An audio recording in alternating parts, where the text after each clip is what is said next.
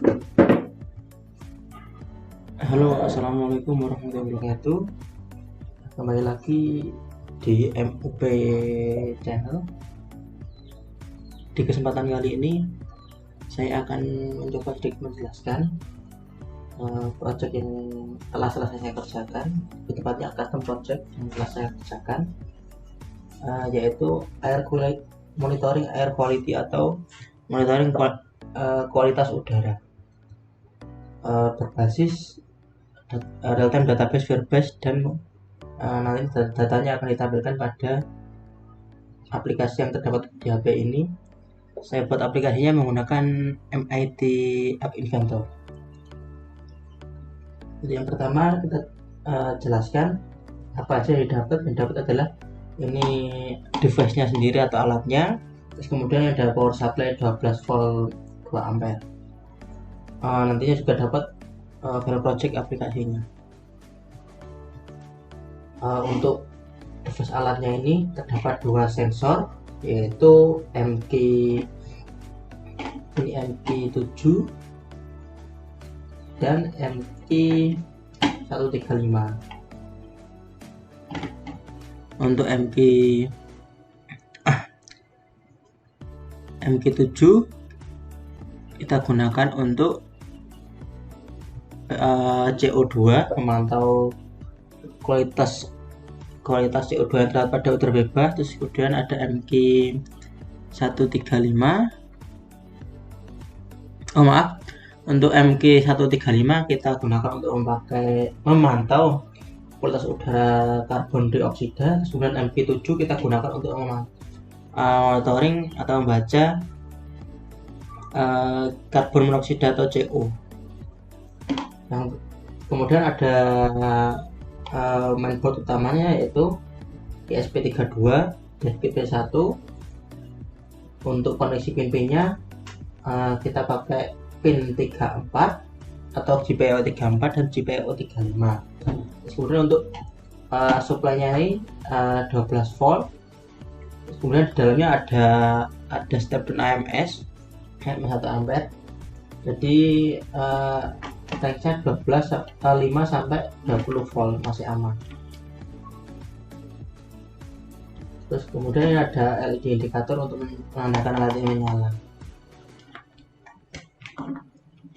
Oke, itu saja di dalamnya kurang lebih. Sekarang kita coba colokkan ini jack DC-nya ke jack DC inputnya device-nya atau alatnya. Kemudian ini kita colokkan ke listrik AC PLN 220. Oh ya, untuk setting koneksinya kita atur di programnya, atau nanti bisa disesuaikan. Ini setting defaultnya untuk hotspotnya. Nah, hotspot HP ini harus kita samakan dengan ini.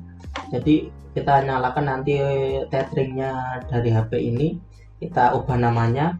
Yang saya setting programnya adalah namanya SSID-nya adalah desktop, dan passwordnya 1345421. Jadi nanti harus disamakan settingan tethering yang ada di HP teman-teman dengan setting yang ada di program device alatnya ini. Dengan caranya teman-teman bisa langsung ke hotspot seluler ini. Nah, ini teman-teman ubah. Nah, ini nama jaringannya, konfigurasi dirubah desktop. Terus kemudian sandinya juga sama 135.431. Untuk file program library nanti teman-teman bisa download pada link deskripsi. File project AIA nya atau MIT file projectnya kita colokkan ini ke 220.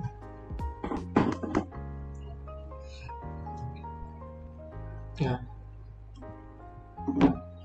selanjutnya kita lihat di konfigurasi tetheringnya apakah sudah tersambung.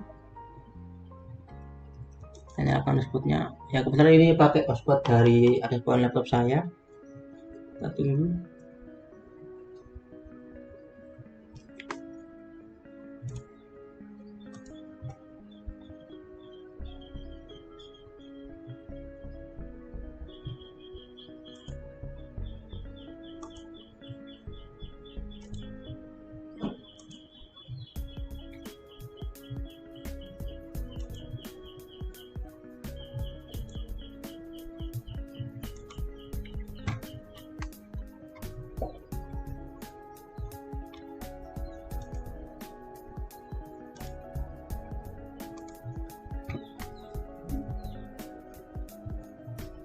Ini kita buka aplikasinya. Apabila alatnya sudah tersambung access point, ini ada aplikasi namanya Air Quality yang telah saya buat. Kita buka.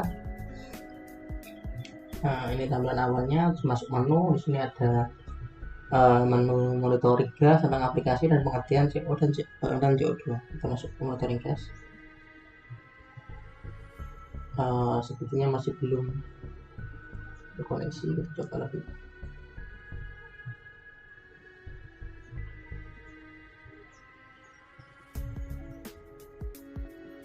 Nah, ini sudah terkoneksi.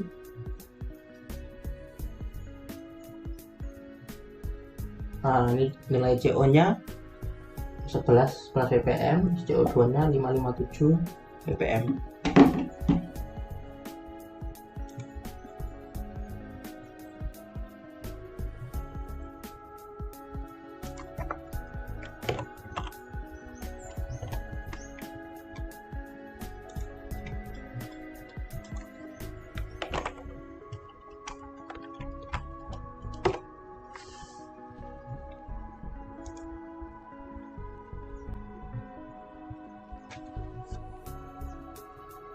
Kemudian kita bisa masuk ke menu. Kita geser slide-nya. Di sini ada tentang aplikasi. Nah, di sini ada penjelasannya. Isinya apa, terus cara menggunakannya gimana, terus pengertian CO, pengertian CO2.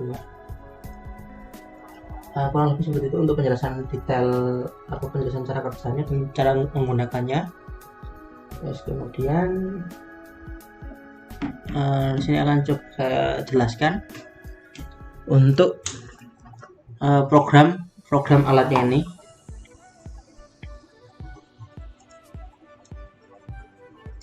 Nah, di bagian library utama di sini ada library Verbase ESP32 dan library wifi.h. Ini wifi untuk koneksi wifi dari ESP32-nya. Terus kemudian di sini ada Verbase BOSS. Verbase BOSS ini teman-teman isi konfigurasi di real-time database-nya. Nanti ada settingnya sendiri, settingan Verbase host atau URL-nya dan ada database secret atau APK-nya. Terus kemudian ini setting. Nah, ini yang tadi saya bilang WiFi SSID ini harus sama dengan WiFi access point yang teman-teman pakai atau yang access point dari teman-teman apabila tidak ada access point, apabila tidak menggunakan access point router atau WiFi.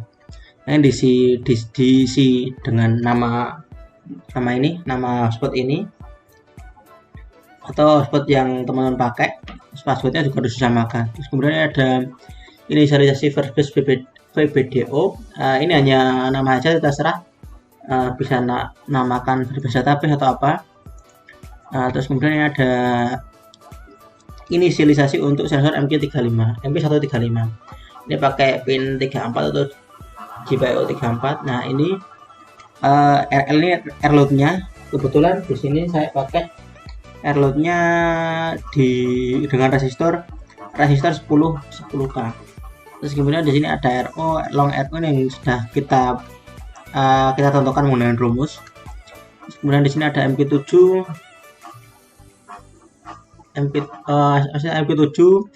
di sini ada 35. Ini hanya penamaan MP7. Terus kemudian data, ini ada data ppm dari MQ7-nya. Terus kemudian masuk ke setup. Di sini ada inisialisasi serial atau baud rate serial monitor. Terus kemudian wifi.begin. Nah, ini untuk konfigurasi menyambungkan alat ke wifi yang akan kita gunakan. Ini ada fungsi Verbase begin untuk Verbase. Terus kemudian ini ada data analog rate MP135 atau MP7 ini untuk konfigurasi dari sensor MP7-nya. Ini salah penamaan saya. Terus kemudian masuk lagi data sama dengan data men 2300. Nah, ini untuk kalibrasi dari sensor MP7-nya. Karena pembacaannya sedikit agak melebar jauh, entah itu dari kualitas sensornya atau dari ADC ESP32 yang saya tahu ini terkenal lumayan buruk. Terus kemudian ini untuk sensor MG135 nya. Untuk kenapa kok pakai nilai-nilai ini, nanti akan saya lampirkan website yang menyatakan kenapa kok harus ini pakai nilai ini dikurang 1,53. Terus kemudian ini hanya untuk cetak biasa, cetak kehasilan monitor. Terus kemudian ini ada, nah ini untuk fungsi kirim ke database-nya atau write ke Firebase database-nya. Nah ini Firebase set float, ini artinya setting atau set float, tulis float di database-nya. Dan ini tadi FBDO yang di atas, terus kemudian hasil pembacaan. Nah ini di node pertama hasil pembacaan, terus buat node lagi CO2, terus tulis datanya. Terus kemudian ada lagi Firebase set float. Nah ini hasil pembacaan berarti samakan dengan node yang pertama, berarti ini masuk ke node pertama.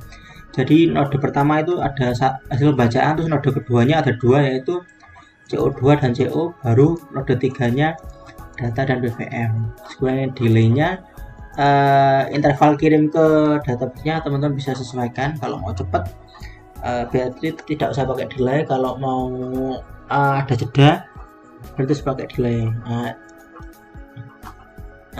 Kurang lebih seperti itu untuk penjelasan programnya. Untuk penjelasan cara buat aplikasinya di MIT App Inventor akan saya lanjutkan pada video berikutnya. Terima kasih. Apabila ada yang ditanyakan, bisa tanyakan pada kolom komentar. Assalamualaikum warahmatullahi wabarakatuh.